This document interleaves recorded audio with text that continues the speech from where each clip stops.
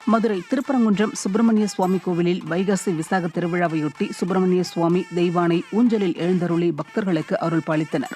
திருப்பரங்குன்றம் சுப்பிரமணிய சுவாமி கோவிலில் கடந்த 13ஆம் தேதி வைகாசி விசாக திருவிழா காப்பு கட்டுதலுடன் தொடங்கியது. இந்த நிலையில் விழாவின் 7ஆம் நாளையொட்டி வசந்த மண்டபத்தில் தெய்வானையுடன் சுப்பிரமணிய சுவாமி ஊஞ்சலாடி பக்தர்களுக்கு அருள் பாலித்தார். விழாவின் முக்கிய நிகழ்வான பக்தர்கள் அலகு குத்தி காவடி எடுத்தல், பால்குடம் உள்ளிட்டவை வரும் 22ஆம் தேதி வெகு விமரிசையாக நடைபெற உள்ளது.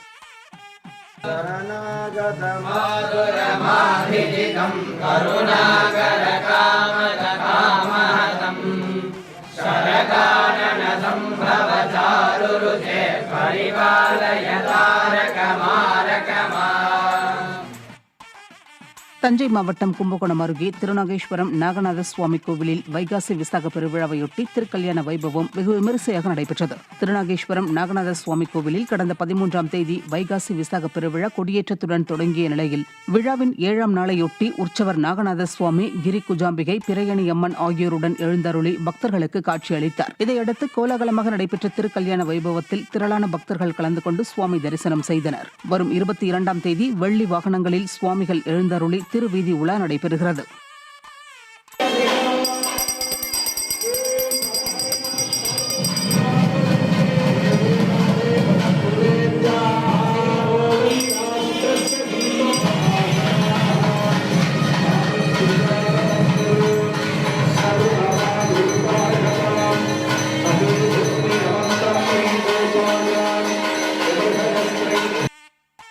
மயிலாடுதுறை மாவட்டம் குத்தாலம் அருகே உள்ள ஸ்ரீ மகா மாரியம்மன் ஆலயத்தில் தீமிதி திருவிழா வெகு விமர்சையாக நடைபெற்றது.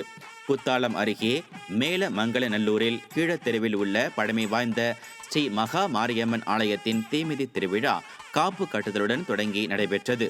விழாவின் முக்கிய நிகழ்வான தீமிதி திருவிழா வெகு விமர்சையாக நடைபெற்றது. இதில் ஏராளமான பக்தர்கள் கலந்து கொண்டு தீமிதித்து நேர்த்திக்கடனை செலுத்தினர்.